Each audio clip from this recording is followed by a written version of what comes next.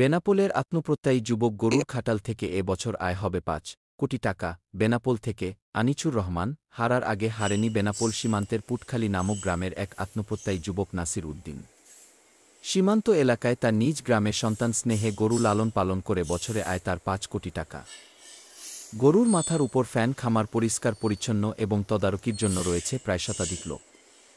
বাবার আর্থিক অসচ্ছলতার কারণে শৈশবে তার হয়নি লেখাপড়া, কিন্তু জীবনযুদ্ধে হার না মেনে বাবার সাথে নেমে পড়েন কর্মজীবনে।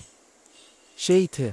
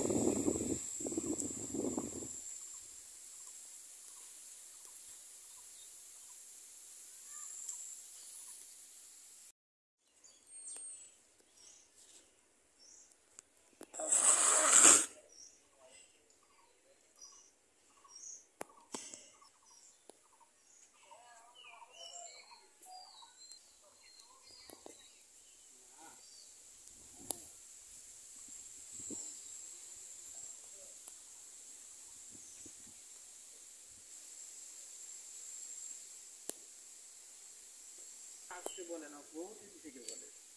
লোক ভালো না।